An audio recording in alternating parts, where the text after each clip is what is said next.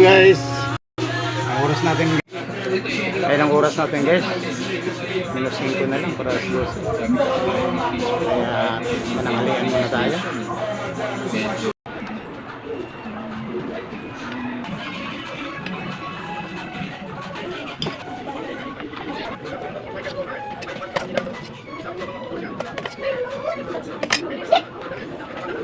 Nakitang problema ng ating bansa na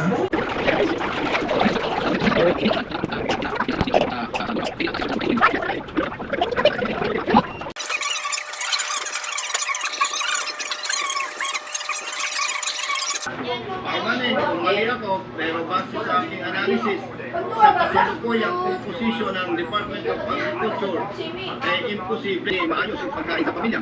No, hindi ko naman papangalanan ang produkto ito, pero kung araw-araw pa naman yung anak ko, noodles ang ulam, tapos babasagan lang ng isang itlog. Anong mangyayari sa kalusugan ng pamilya mo? So affected ang health, and ang composition kasi ng health, may problema din yan eh. Anong binabasihan ko dyan? May mga humihingi ng tulong sa atin. Siyempre, mandato lang ng tulong. Nakatanong ko, bakit ka mo? Tumutulong ka pero alam mo, pipilang lang ng ilang araw, mamamatay ka rin. Why? Ano ba ang sakit? Imagine, bata, bago ang panganak pa lang, may butas na sa puso, may problema na sa internal organs. Eh, ano katasahan mo doon? Magiging productive pa ba yun? Makakatapos ko pa ng pag-aaral yun? So, kung matidinig mo, marinig ka. Pabalikan natin mamaya yung inyong mga plataforma. Ngayon, balik ulit tayo sa current events. No? Itong patungkol dito naman sa blank items, puntahan natin. Ito yung malaking skandal ngayon na natatakoy, dinimanda pa nga dito si Speaker dahil kamay daw. Di mo na. Ito, walang kalawan daw dito, hindi walang kamay si Speaker at saka po si Saldi ko. So, ano masasabi mo dito sa blank items, dito sa budget?